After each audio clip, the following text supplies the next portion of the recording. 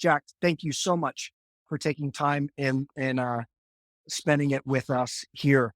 I'm going to just throw you a soft pitch. Tell us about family systems theory in general and how it can help pastors and church leaders lead in the church. So family systems theory is an approach that was developed by Murray Bowen back in the 1960s. And what he found was that we as individuals actually don't function individually. We're part of a relationship system, and that system impacts how we actually respond to challenge, how we manage ourselves, and how we respond to other people. And read a course, Family Systems Theory, in 1991 as a first year seminarian in the form of Generation to Generation Family Process in Church and Synagogue by Edwin Friedman. Friedman was a rabbi who took Bowen's work and applied it not just to families of origin, to congregational systems. And it became clear to me at that point that this is more than just something that can help me personally. It can actually help me lead a congregation, because a congregation is a relational system. It's a family system of family systems. And so it not only helped me personally, but I would say it has been the most helpful thing for me as a leader over the last 3 decades. Yeah, great, great. Um, Tell me, and it comes up several times in your book and these other sources about the symptoms of an anxious system. How can I tell if my church or organization that I lead is an anxious system? There are a few things I think that are real telltale signs. The first is what we would call surrounding togetherness pressure. And surrounding togetherness pressure is this pressure to conform to the norms and values of the system. And I like to give the example of around the holidays. If you've ever felt the pressure to be at a certain place at a certain time by members of your family, that's surrounding togetherness pressure. In a congregational system, we recognize this as something called herding, where like a herd of cattle, where people are all being herded together. We all have to agree. We all have to do the same thing. People who stick out feel uncomfortable or are made to feel uncomfortable. And so this type of togetherness pressure actually is a way that people manage their own anxiety, but it actually increases the anxiety of the system. It makes it harder for churches to change and look at positive ways of moving forward into an uncertain future. Another sign is when people don't take responsibility for self. So if you're part of a denominational church and you hear people talking about the non-denominational church down the road that's taking all the young families, that's not taking responsibility for self. Or if you're complaining about something outside of the system, you're actually trying to displace blame so that you don't have to figure out, well, what can I do? And one of the great things about family systems theory is it focuses on the power of your own agency. Here's what the only thing I can do is worry about myself and change what I do. But that has tremendous impact, especially if you're in the position of the pastoral leader. Another sign is a low threshold for pain. So people aren't able to deal with difficult circumstances, and they get up in arms, they get reactive, they get upset. And one of the ways I mentioned in my book, which comes out of Friedman's failure of nerve, is this: they have this quick fix mentality. Mm. They're looking for that silver bullet that's going to just take all their problems away. When in reality, the only way through challenge is to kind of bear down and get through it and deal with the pain. But when we deal with pain, we actually grow stronger and more resilient. Okay, so I heard we don't get to play the victim card, No. and yeah, blame displacement, groupthink, and huddling, reactivity. I heard all those things in there. Um, so basically, all of us, to a greater or lesser degree, are already in an anxious system. Yes. Yes. True, true, I think and by its very nature, a church is an anxious system because it tends to focus on tradition and ritual and keeping things the same. And even the churches that have been started and have this vision, after a few years, they can actually start to settle in and say, this is how we've always done it before. Yeah. Jumping into some of there's three terms that I came across several times over, and at certain points they seem like synonyms. They, I want to ask you about that. Are these the same thing, or are they nuances on a theme? Self differentiation, a non anxious presence, and taking an emotional stand. What are those things, and why are those so important? So self-differentiation is kind of a key concept in family systems theory. It's the ability to express your own goals and values in a healthy way uh, in the midst of surrounding togetherness pressure. So, for example, you believe that the church should start this new ministry. You feel like reaching out into the community is going to really make a difference for the community and help the church follow God's call. Uh, well, there's pressure to not do that. We don't have the money. We don't have uh, the resources. We're having trouble getting volunteers, and so there's all this pressure to not do it. So when you are able to say, "This is what I believe," that's self differentiation. Even when people are trying to get you to conform, the non anxious presence is the way that presents to people. So uh, when you're Good. able to self differentiate. And the way I like to say it is you're able to say what you believe while giving others the freedom to disagree. It then that comes off as a non-anxious presence. And people are attracted to that. People don't want to be told what to do, but they want to be led. They want to know what your vision is. And that's what self-differentiation is. It's knowing where God is calling you, but you're expressing it in a healthy way. The other part about a non-anxious presence is sometimes everybody's anxious, they're yelling at you, they're criticizing you, and by not fighting back, by not taking the bait, and that's, Jesus, I think, is a great example of a Mhm. non-anxious presence. Yeah. You are presenting yourself as somebody who can remain calm in the midst of all this anxiety. The important thing to remember is you will feel anxious inside. And so a non-anxious presence still feels anxious. It's just that they're able to regulate their own anxiety and present themselves in a way that gives the entire system a chance to function in a healthy way.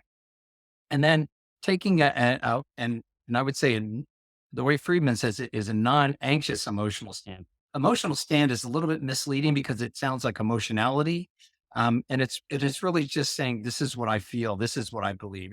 It's about taking a well-defined stand that says, you don't have to agree with me, but I really believe that we're being called to do this. Or you don't have to agree with me, but I feel that the scripture says this about whatever. And by by being able to take well-defined stands in a non-anxious way, that's the expression of self-differentiation. And when you do it without a lot of anxiety or without requiring people to do what you want to do, then you're being a non-anxious presence. So hopefully that kind of distinguishes between that Yeah, three. yeah, that's great. That's really helpful. One of the terms that I came across is, and you touched on this, but you're actually, I put this word, high vision, but low control. You don't have to believe me. I've just stated what I believe, but I think you call it creating emotional space for others to disagree and remaining connected Yes. relationally.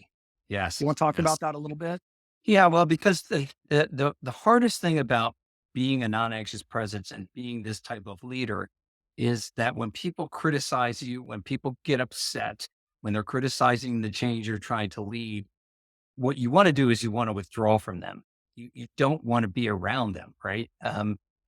But in reality, that will actually make them more anxious, and they'll start to pursue you, and so that this paradoxical, counterintuitive approach is that when people are like this, you actually want to move closer to them, and you don't want to try to convince them that to agree with you.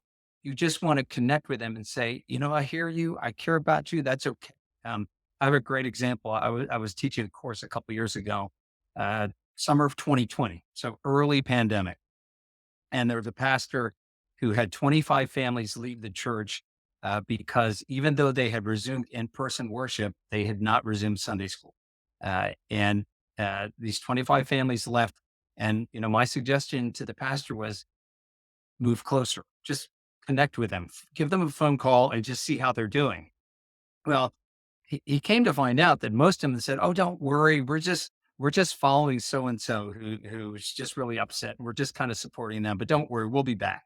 Um, and so by just connecting with them, he left the door open, right? He wasn't telling them they had to come back. He wasn't telling them they had to agree with him. He just wanted to say, "The door's open. If you want to go somewhere else, that's okay. But if you just know that there are no hard feelings." And then when it got to actually the leader of the group, it turned out that they had people die in their family of COVID. They both lost their jobs. There was all kinds of anxiety going on. It really had nothing to do with the church. It was more about them not being able to handle their own pain and taking it out on the church. So in terms of being able to connect with people, the key is to be able to do it in a way where you're not arguing with them about the issues, where you're just showing them you care. Right. So it sounds like there's a lot of traps, even as we try to do this well. It's not easy, and there's several potential pitfalls. And so you described that withdrawal. So me and I've been leading this church for 14 years, and sometimes when people leave, and I know this is touchy language, but you kind of want to hit the screw you button and withdraw, and say, well, sour grapes, you're a Mhm. bad person, and because I'm protecting myself. And I've differentiated, but I've withdrawn. Uh-huh. Right. There's another dysfunction on the other side, I think that you talked about, and that's staying emotionally connected, but then actually stop sharing, being self-differentiated. Can you talk a little bit about that? What's that called? Yeah, that's it's called adaptivity or adapting, giving in Yeah, basically. So if you think of a self differentiation of having two components, the first is self definition. So that's that knowing your goals and values, being able to express it. And then there's emotional connection. That's being able to stay connected to people because you care about each other, and they're held in tension. And so this kind of screw you button, that's all self definition. Like, I know where God's yeah, leading and to heck yep, with you. Right. So yep, the other end is emotional connection where you care so much about what other people think. And I love what you're talking about, your giveaway about be feeling judged by others. You care so much about what they think that you're not able to express yourself. And so the key to leading through self differentiation is holding these two in tension. You're able to say, this is what I believe, but at the same time, you're able to stay connected to people, even the ones who disagree with you. And that is, I think, the real challenge. yeah. Wow, and that's the really the heart of your book, and why it's such an important read, is seeing those pitfalls and learning, not a technique, but a way of being. I don't know if Yes. you want to touch on that. Yeah, Yeah. it's not a technique, like, here's how I fix my current problem. This is about something that I become. Right. Right. And I think we are planning on talking about this later, but when you talk about becoming, it really is about doing your own family of origin work first. That um, Okay. we family systems theory, Murray Bowen said that most of us are not able to self differentiate about 2/3 of the time. In other words, about a third of the time, we're maybe able to hold this tension between self definition and emotional connection, but the other 2/3 of the time, we're either giving in or we're saying to heck with you, right? Yep, And uh, yep, so because of that, we all have anxieties. We all have ways that we're not able to function in this way, which is so important. And it has its roots in our family of origin. The way I like to describe it is, um, it, w- there's probably a person in your family of origin, maybe more than one, that when you see a text message or a phone call from them, your blood pressure goes up. And and that's a clue right away that that's somebody who's making you uncomfortable. You're not able to function in a healthy way with them. It's not their fault. I mean, it could be partially on them, but the work you do is to figure out how can I actually be a non-anxious presence with them and self-differentiate. And when you learn to do that, you're able to then do it in other settings, like in the congregational setting. So my job is not to change them, it's to Mhm. work on me. Work And on over me. time, and I don't want to give this away, but over time, that will actually change the system. It will. All It right. will. So that baits us into the $1,000,000 question, and the reason why most of us signed up for this time with you, Jack. How does the pastor's non-anxious presence help the church to overcome resistance to change? So first of all, and the first thing to understand is that all change is loss. Okay. Um, Mm. Anytime there's change, it's a loss of the old. Yeah. And so even if you view it as positive, even if it feels like this is a positive change for the congregation, some people are going to feel the loss, even if they don't acknowledge it. Even if they agree with you, they're going to feel the loss. And unless they're able to face that loss and deal with it in a healthy way, it's going to come out in some other way. And that's the problem. The resistance to change often isn't the change itself. They'll start criticizing the length of the sermons or the amount of office time you spend or the number of visits or they'll start criticizing the choir director. It comes out in all kinds of odd ways, but the common element is people are uncomfortable with change. And so the key element there again is to hold this tension, stay focused on where you're headed without trying to get people to agree with you, but also remain connected, especially to the most resistant. I can think of a pastor I was working with, and she was in a church that was really stuck. And there were, probably a half a dozen, 8 people, 3 or 4 couples that really held the reins in this church. And she was just trying to remain a non-anxious presence. And one day, a couple that ran the thrift shop came to her and said, we want to celebrate that we're going to cross the $1 million threshold in terms of the amount of money we've taken in by a thrift shop. Well, in our coaching session, she's like, I don't want to celebrate money. I want to celebrate the people we've served, the difference we make in the community. And so we kind of worked through this on how she could take a well-defined, non-anxious stand. And when she met with this group, she said, with this couple, I appreciate, all you've done and what you want to do here, but we're not about money. So we're not going to celebrate $1 million. And they threatened to resign. And we had worked on this. And she said, well, if that's what you got to do, that's okay. And they resigned. And now this you would think would send the whole church into upheaval. But what happened was because the pastor remained a non-anxious presence, within about a month, there were 3 or 4 new leaders who stepped up, who wanted to step in and take not just at the thrift shop, but step into leadership positions. And this is what we fail to realize is that when we let anxious people control the church, the people who are kind of in the middle they clam up, they shut down. They don't want to get involved because they're going to get beaten down. And as soon as the pastor takes a stand with the most anxious and remains a non-anxious presence through that, it actually creates this emotional space, this space for healthier leaders to step up. And so it's the hardest part. You were showing me the book A Failure of Nerve. That's what Friedman calls the failure of nerve. Is in that moment when the couple threatened to resign, most of us would say, "Oh, no, no, no, no, no, don't do that. We value you too much. We'll figure something out." Well, as soon as you do that, they have you, right? When people give you Yeah. ultimatums, they have you. And so being clear about what God wants you to do and being able to express that in a non-anxious way actually opens things up for healthier people to step in. Yeah, returning to the guardrails and the two sides of the dysfunction.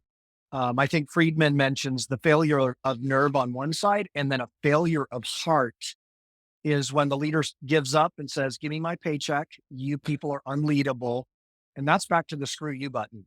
Yeah, right. And so again, we're walking between these tensions of don't give up and don't give in, don't give up, remain connected, and just so powerful. Hey, just a question: what can we expect as far as how long does this take normally for a system to improve? Is this a next week or next year or 5 to 7 year process? What have you seen, Jack? So I've seen it happen as quickly as within a year. I'm actually working with a pastor who's actually within 7 months, the two main people who had the church stuck, one of them left the church on good terms, and the other resigned their position. And so already you can see even from the first incident, which was 3 or 4 months ago, you could see things starting to change.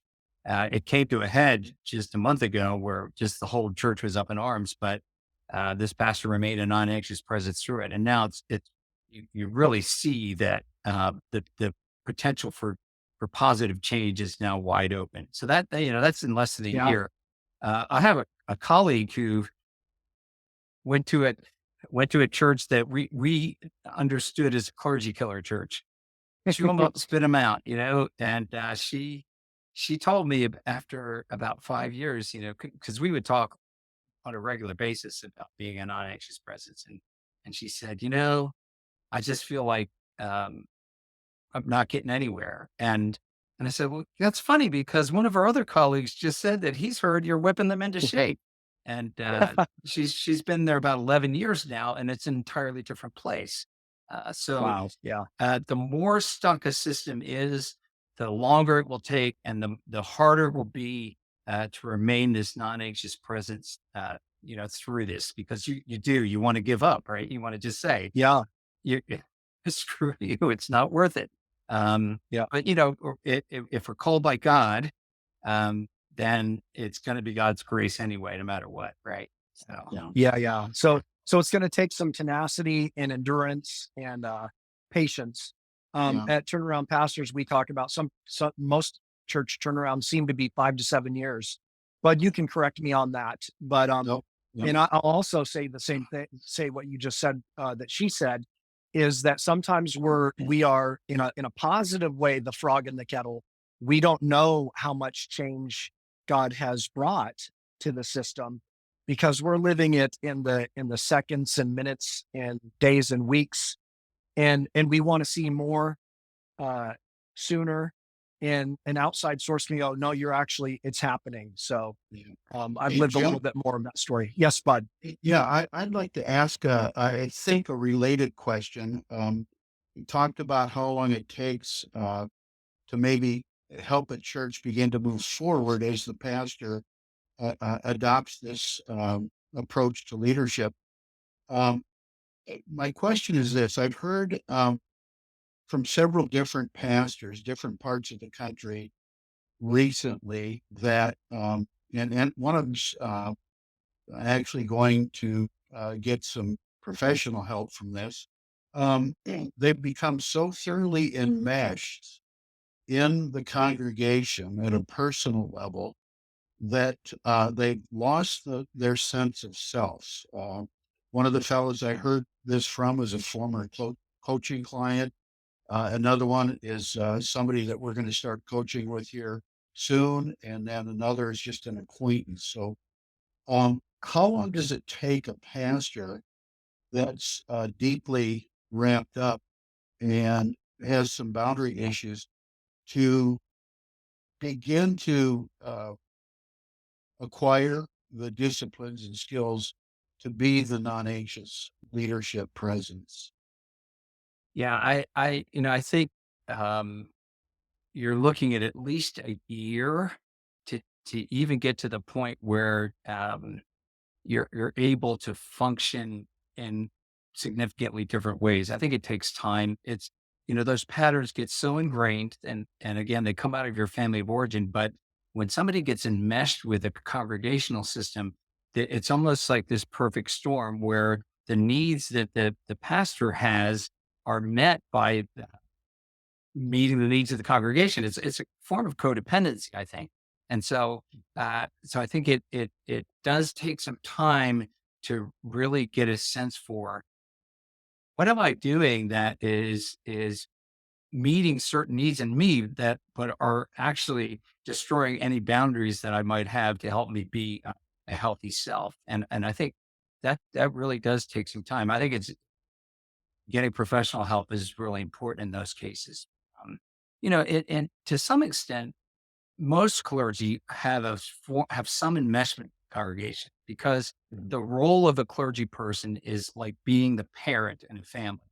Yep. And and and so our job as the pastor is to meet people's needs and make sure everybody's getting along and to be the patriarch and the matriarch of this congregational system. And so there's a certain built-in enmeshment. And so one of the things I recommend to people just to help mitigate that is to have interests outside the congregation, have Mhm. friends outside the congregation, meet regularly with clergy colleagues who, are someplace else, who get you, but they're not embroiled in what you're embroiled in. Um, have interests that like music or a hobby or something where you can get perspective because what tends to happen is it becomes all consuming. It becomes our entire life. Yep. And so when people get upset, we don't have any perspective that, well, these are just some people in a congregation in some town in the middle of a huge country, huge world, right? I mean, that, Yep. and in terms of God's perspective, right?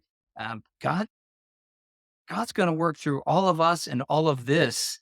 Mhm. Having perspective is really important, and that means being able to set boundaries. This goes back to self differentiation again. Yep. Being able to say, I don't think I'm going to be able to attend that meeting tonight because my daughter has a concert. I'm going to go to the concert. And it's that pressure, that surrounding together's pressure to meet the needs and always be there for the congregation that destroys those boundaries. And until we get a sense of self, it makes it hard to keep them. Yeah. Okay. Yeah. Thanks for that. Thanks for letting me butt in there, Jim. Appreciate Yeah. it. Yeah, you bet. And I'll just add two things that really helped me. Three things actually. Being a lifelong leader. Bud was in our congregation for a season, and he became a mentor coach to me. So the reading and the commitment to self development and being a lifelong learner. I checked into a DMin program at Talbot Biola. That gave me a helped me differentiate. I can be successful academically and study this stuff. And then I had a sabbatical about 2 years ago, and that too worked in concert with these other things to help me step away, rest, do some meaningful work, get some fresh perspective on where I had been leading for 11 years, and actually had been here for even longer. But yeah, and having some hobbies, you're entirely correct, Jack. I've experienced some of those good things as well. Hey, would you mind if I took us down into the weeds a little bit more Not at all. on a Yeah. few more concepts that I think could be helpful? What are triangles? Are they normal? Are they should we be in them? When do they become bad? Or can we use them to our advantage? How do we unlock them? You talk a little bit about that in your book. Talk to us about triangles. So the triangle is pretty normal. In fact, Murray Bowen, because he said that we're uh, only able to self differentiate about a third of the time, he said that the triangle is the most stable form of relationship.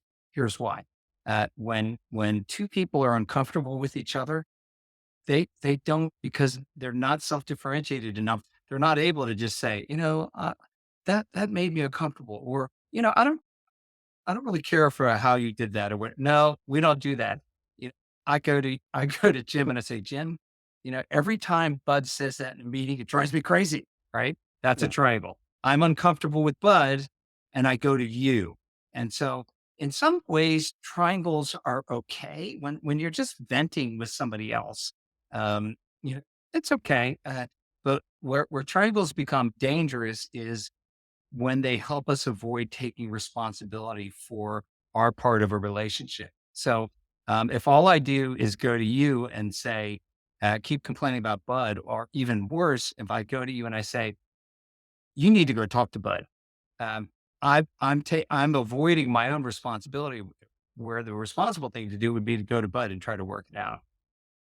So the interesting thing about triangles is the pastor is the most triangled person in a congregational system. Uh, and again, it's like because you're like the parent, right? Everybody comes to you as the pastor to complain about something else instead of just going to the other thing or the other person. And the other the third leg of a triangle could be an issue, or for example, I use in my book the the example of substance abuse, right? The abuse is usually a result of the abuser's discomfort with some other relationship in their family of origin. So they're not dealing with their relationship with a parent or with a sibling or whatever. And so they start using. They start using drinking or doing drugs or whatever. So that's the triangle. It's the discomfort between the two family members and the substance abuse. And what happens is it works because the other family member, instead of focusing on their relationship, focuses on the substance abuse. You've got to quit. You got to stop using. You got to go to rehab.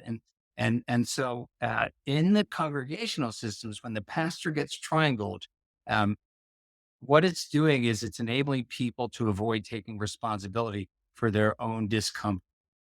This often happens when there's a congregant and another congregant, and one comes to the pastor about the other congregant, or even more so in a staff situation where the congregant will come to the pastor about the staff person instead of going to the staff person themselves. And um, so these triangles are pervasive. We have them in our families of origin. We have them in our congregations. And because the pastor is the most triangled person, it also makes them the most influential. If they can respond in healthy ways to being triangled, they actually create Mm. emotional space and help people to actually work through their own issues. So, a common triangle, for example, in a congregational system would be Jim, you're a member of the congregation, right? Your spouse Yeah. just died, and you're grieving, and you start complaining to me about the choir director. Okay, that's a triangle because you're not dealing with your own grief, right? And so if I take the bait and I go and I start talking to the choir director, right, about Jim's Mhm. upset with you, da da da da da, then the triangles get more entrenched. But if I say to you, Jim, well, that sounds like a really difficult problem. How are you going to deal with it? In Mm. other words, I'm not getting sucked into the triangle. I'm trying to give you back responsibility for your own issues. And if I have had family systems training and I realize, well, it actually has nothing to do with the choir director at all, I'm going to recognize Jim's grieving. And what I need to do is actually get out of that triangle and get alongside him and Mm. say, Jim, you know, you must really miss your wife. How are you doing? And it's in that moment that you actually take somebody who's been critical and upset and causing problems, and you can they actually start to become somebody that you're working with and helping them work through their own pain. They get stronger, more resilient, and they become a bigger supporter of yours. I've seen it happen over and over again where people who criticize the pastor because the pastor has been able to remain a non-anxious presence and help them deal with their own pain, they become big supporters of the pastor. So it sounds like something you said in your book, remaining in the triangle without becoming triangulated. Right. So Right. so that's what that sounded like, coming alongside the person. You're still emotionally connected to them, Right. and you're willing to actually be with them in what the real triangle is, Right. rather Right. than taking the bait and doing the other things. So they're universal, they're everywhere. Some are toxic, they're traps, but you can't just, again, opt out and say, no, I don't do triangles. I think you Right. talked about some leaders that are savvy and Mhm. intelligent, and they just go, I don't do any triangles. Yeah. Where, Yeah. yeah, which they stay non-anxious, but they're disconnected. Right. Right. Yeah. And they lose the ability to really influence positive change in the congregation because they're not connected enough with the people that matter. Yeah. Hey, let me move us on to another really important concept that you talked about, sabotage. What is sabotage? Why is it so important to understand and to identify? Talk to us about sabotage. Yeah, and that comes directly from Friedman's book, A Failure of Nerve. If you want to learn more about sabotage, that's definitely well worth reading. In fact, Friedman says in A Failure of Nerve, you're not leading until you experience sabotage, because sabotage is a natural result of change. Remember, I said all change is loss, and they don't typically recognize that. They don't deal with it in healthy ways, and so they start triangling. They start criticizing things. Sabotage is this unwitting resistance to change because people are uncomfortable. Uh, they're uncomfortable with what's going on, and some people don't like the word sabotage because it makes it sound like it's active and it's willful. And I say that when it's active and it's willful, that's actually evil. Um, Mm, mhm. so sabotage is really, in the family systems sense, is just really people not being able to identify their discomfort and then try to alleviate that discomfort in ways that are not helpful. And again, criticism of the pastor is the number one way that people will sabotage. So you're leading this new initiative. You're going to start this new ministry to reach out into the community, and they start criticizing how much you're visiting. Okay, that's a form of sabotage, because what it does is it knocks you off of your off of your focus. Right? You get to the point where I've got to defend myself. I got to respond to this because I am visiting enough. I don't know what they're talking about. Well, um, it, it's because they're not comfortable with the change. And I think I use in my other book, The Family Systems Primer, I use the example of let's say that you start exercising regularly, start running. You're a runner, and you're feeling great about yourself, and you think that your family members would be supportive of you, right? But actually, people get uncomfortable when other people change, even in positive ways. Yep. So the example I use is your father starts telling you, your brother is really getting on my nerves about what he's doing, how he's raising his children. You need to talk to your brother. Okay. So what he's done is he's just triangled you, right? Um, Yep. and and he doesn't know that he's uncomfortable with your positive change of being a runner. But by triangling you, he's knocking you off, because what kind of stress is that? Now, either I got to upset my dad or I got to talk to my brother. I don't want to talk to my brother. I don't want to tell him how to raise his kids. What does that do? Well, it actually drains emotional energy, and it makes it less likely you're actually going to get up the next day and run. And then Mhm. as soon as you lose that momentum, it throws you off track and you lose all of this positive change. So lasting change only occurs after you're able to lead through the sabotage, when you're able to remain a non-anxious presence through that sabotage. Going back to that wood church I was talking about, with the thrift shop. So this new leadership comes in, and probably 4 or 5 months later, they decided they needed to change the times of their two services. They had one service at 9 o'clock, and one service at 8 o'clock, and one service at 10 o'clock, and it wasn't enough to have a Sunday school in between. Maybe it was 8:30 and 10. So what they decided to do, they did polling, they did town hall meetings.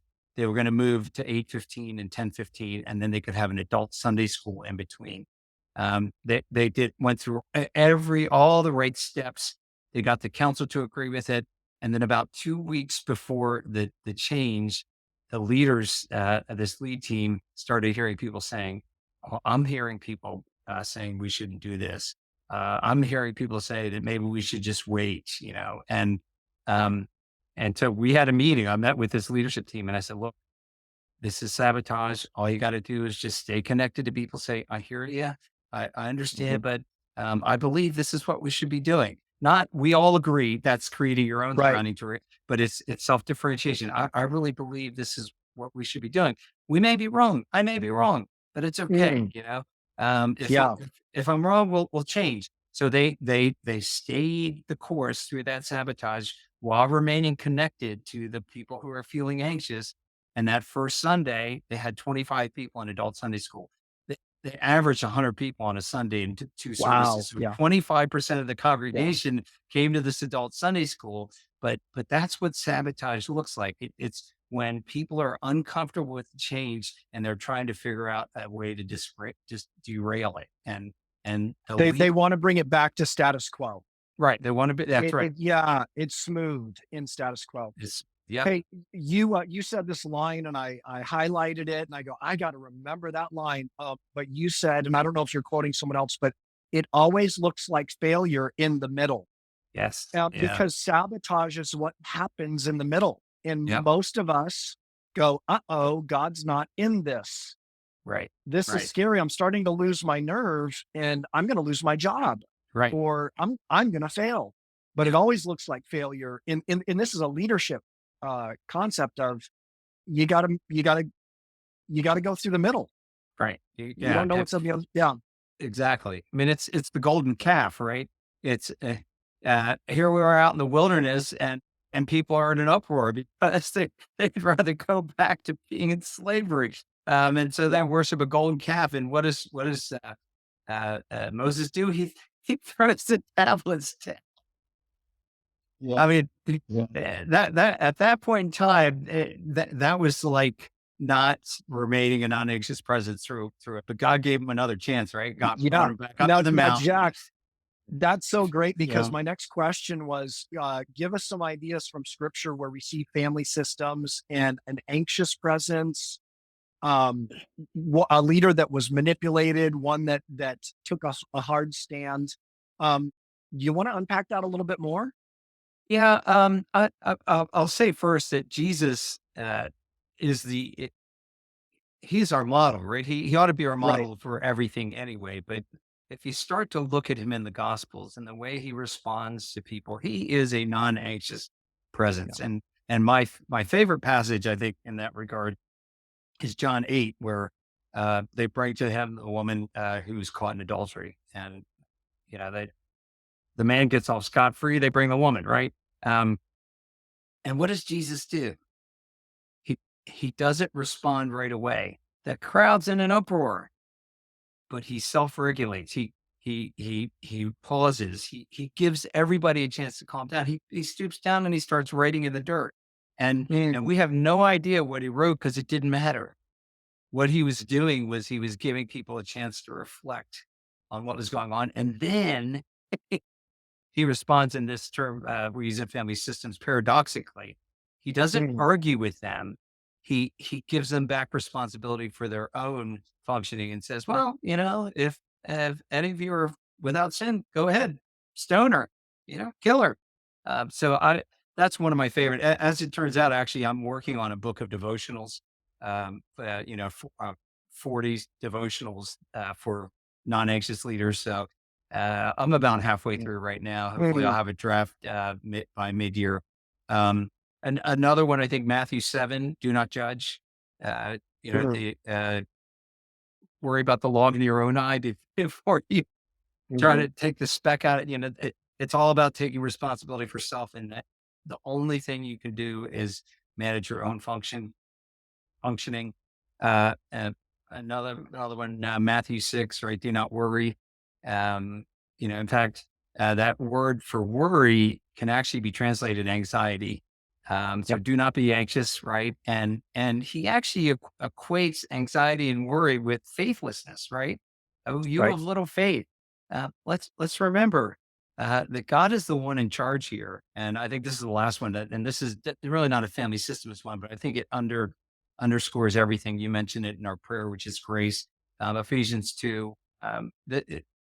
It's all about grace, right? Mm, This is what God does, not what we do. And so if we try to grit our teeth and grind through all of this, we're bound to run into problems. But if we focus on God's presence in our lives and God's grace, then God's grace will give us the opportunity. God's grace will help us to become more non-anxious, to become more self-differentiated. So those are just a few. I've right. Hey, this is Yeah. just a So surprise Jim, question. Yeah, go ahead, bud. yep. Well, we've got a couple of questions from the audience here that Great. relate to what Jack was talking about just a few minutes ago.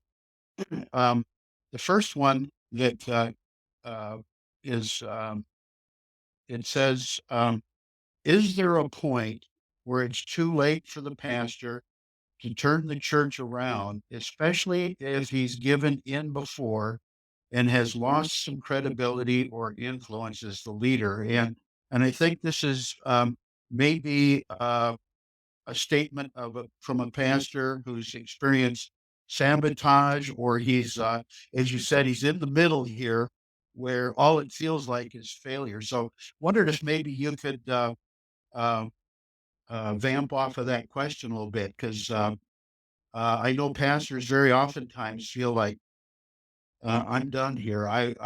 Yeah, I'm beyond hope. So, any Yeah, thoughts on that, Jen? I would say there's very rarely a situation where it's beyond hope, but the challenge is that the more you've given in, the more you've conditioned them to being able to control the situation, the more anxious they're going to get when you start to function in a self-differentiated way. When you start to take stands with them, it's going to send them into orbit, and Yeah. you can do it. I mean, by the grace of God, you can do it if you do this work and you understand what it takes, but it's going to be hard. It's going to be really hard. So I think that's really the question that any leader always has to weigh is, um, how much do I believe God is in this? It's not how much am I willing to put up with, but how much do I believe God is in this? Because if God is in it, God will sustain you through that. But if God is not, then yeah, it's probably time to move on. But Hmm. to the extent that you've allowed patterns of behavior to persist, it does make it more challenging to actually turn that around. And that's what Friedman says is nobody gets the problem they could handle, because Hmm. if it weren't a problem, they could handle it, right? And what he means is that life is full of challenge.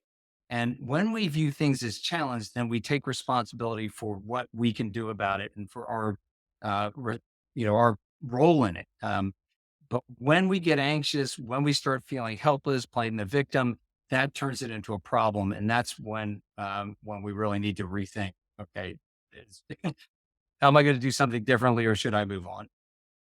Yeah. Yeah, Great. that's good. Fantastic. Yeah. Now, the next question I want to put up here is, so how then, if you are recognizing sabotaging people or some of the other reactions you've mentioned, how do you redirect them or help them to recognize that, hey, this really isn't about, visitation or the new ministry or whatever, that how do you, in other words, how do you redirect so that they understand um, that they need to identify their discomfort and deal with it with my help. So, Yeah. So the first step there is to avoid a conflict of wills. The conflict of wills is when you're trying to convince them to agree with you, and of course, as soon as you do that, you're stuck because they can just be as obstinate as they want to be. And I'm sure many of you have experienced obstinate people who just, when you try to convince them, they're not going to give in. So the easiest way to do that is to just listen.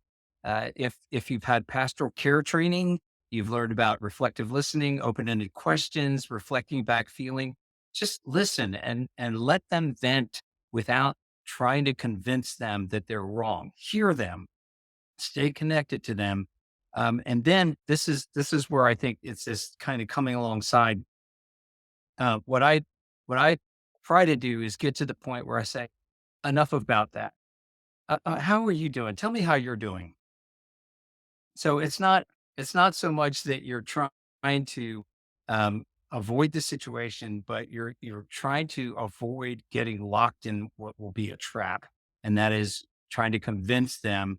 Oh, but look, I visited on Monday and Tuesday and Thursday, and they'll go, well, what about Wednesday? Right? I mean, it, it's as soon as you get into the content of the situation, you're going to get stuck. And so it is the ability to be present with them, to listen to them, to hear them out, but then at some point to try to connect with them in a different way that was really going to get to what's going on with them. And I wouldn't say, I wouldn't advise saying, well, this is really about you and your discomfort. Yeah.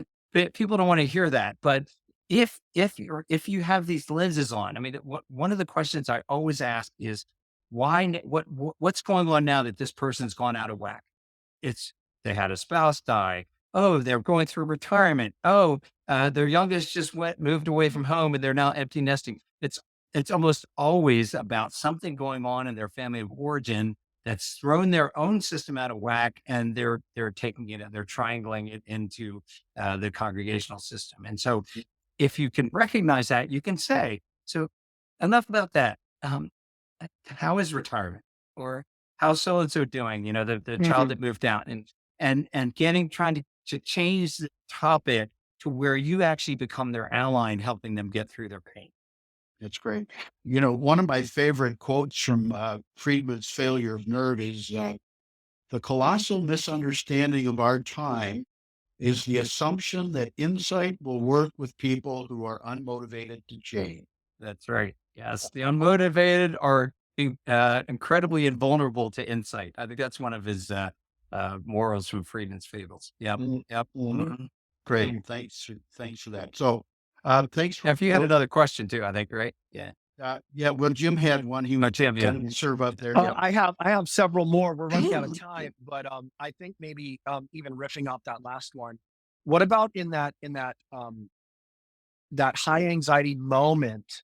You talk about how to create space in the same way Jesus did with the woman caught in adultery. You give a few ideas so we can self-regulate, create some emotional space rather than reacting in that moment. I've failed on all these on each side of this equation many times.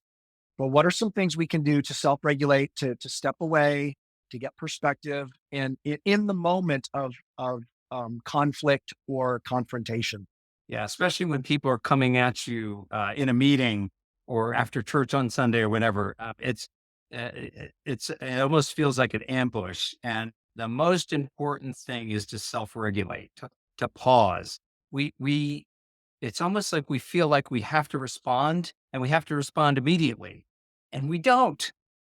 We can be thoughtful. We can take our time. In fact, one of the ways to do that is to say, give me a minute to think about that, or to close your eyes and look up. But um, Yeah. breathing deeply is the first step in self regulation. There's something called an amygdala hijack, where when we feel like we're under threat, fight, flight, or freeze, right? That our reaction goes right from our sensory input directly to our amygdala, so we can fight, flight, or freeze. And and that bypasses our neocortex, so we can't think straight. We just react. And and so the first thing to do is to learn how to not react, to just not respond at all, and to say to myself, okay, breathe deeply. What's going on here? Okay. And how can I respond? And something I think is helpful to keep in your toolkit is to just say, thank you for sharing. Tell me more. Okay. Now Um, buys yourself a little bit of time. so be curious. Be Be curious. curious. Be curious. Yeah. Curiosity is a really important leadership trait, because what you're saying to them is, I'm not going to try to tell you you're wrong and I'm right. I want to know more. And what you're really trying to do from the family systems standpoint is to just allow the anxiety to reduce, allow yourself some time to process what's going on, and to try to see, okay, it, what's going on with this other person? Why are they so upset? It has it. And the other thing to do is to remember it rarely has anything to do with you, because if they're healthy and self differentiated, they would just come up to you and say, Pastor, I'm sorry. I can't agree with that. They're going to do it in a healthy way. When they start accusing you, blaming you, defining you, it's a sign that something else is going on in them, and it's Yeah. just coming out in this way. Yeah. That Great. that works in marriage, in parenting as well, Yes, right? absolutely. All of Right. this it works in every context. Yeah. In Yeah. fact, when the book first came out, a colleague of mine said to me, "Oh, I'm so thankful you wrote this book. It's helping me so much with my wife." And I written it for church, right? So, Yep. Yep. Yep. Yep. That's great. Yeah. Well, Jim, Yeah. we've Hey, got time for one last question, and then we probably need to ramp up to we're hit our goal mark yeah. here. Let So let me roll them into it, two into one. What is the okay. value of coach? What's the value of coaching? And what recommended resources do you have, Jack, for us? so, coaching just helps you to keep perspective because if they're a good coach, they're going to help you work through things. If they're a family systems coach, they're going to help you to see things from this relational system lens rather than taking things so personally. I also recommend, I was mentioning to Jim before, I have a colleague who's convened a group of probably 4 or 5 other clergy. They meet weekly by Zoom, and they listen to my podcast, and meet weekly and they process it. You can do this work by just getting other colleagues who also want to work through how to be a self differentiated leader, and that just having that perspective, having other people say, "Well, is this really about you? I mean, are they are what's going on in their life that they're so upset?" That type of thing. So I think coaching helps give perspective, or just working with other people. Some resources. There's the Bowen Center for the Study of the Family out of Georgetown University. There's the Center for Family Process in Washington, D.C., which is what Ed Friedman started. I actually attend lectures there on a monthly basis. There is the Family Systems Institute. That's Jenny Brown in Australia. And she's written some good books on both family systems in general, but also family systems in ministry. Uh, uh, Kathleen Smith, I believe, on Substack is also a member of the Bowen Center faculty, but I found that writes really good stuff on family systems theory. So there are lots of resources out there, not enough. I wish there were Mm, more. So mm. Yeah, yeah. Jack, I can't thank you enough for being here with us. So I'm going to hand it back to Bud, but this has just been a pleasure to get to know you, Jack, and thank you for your likewise. work. Thank you for your work with Yeah. pastors. More than ever, we are in anxious times, and churches are more anxious than ever as well, in here in North America, especially. Yeah. So thank you. You're welcome. Thank you for Yeah. having me. Yeah. Yeah, this has really warmed my heart, Jack, and just want to join Jim in thanking you for your generosity and excuse me, sharing. So sorry. I just want to let the attendees know that our next webinar is scheduled for February. Dr. Gordon Penfold is going to be presenting 3 simple steps that you can employ by revisiting vision, values, and plans to help you overcome resistance in your church and move your church forward.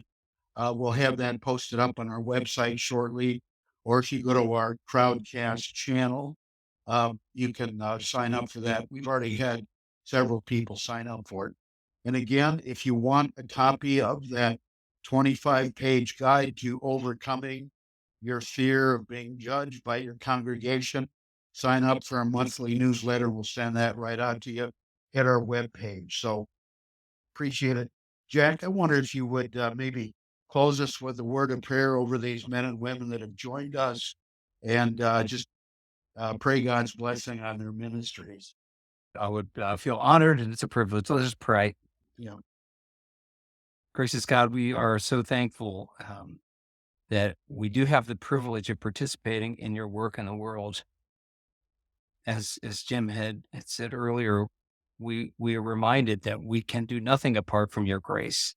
Help us to look for that grace, to lean on that grace, to long for that grace in ways that remind us that when you do work in us and through us, and even in spite of us, your work is accomplished in this world. that's right. So, Lord, we just pray for each of the leaders here. Help them to know that you're with them. Help them to have the conviction of your leading, and remind them that they can be a non anxious presence, even in the midst of turmoil and uncertainty and resistance, not for our sake, but for your sake. And Yeah. remind us that when we see you working in us and through us, that we give you the praise and we give you the glory. We Amen. pray this in Jesus' name. Amen. Amen. Amen. Amen.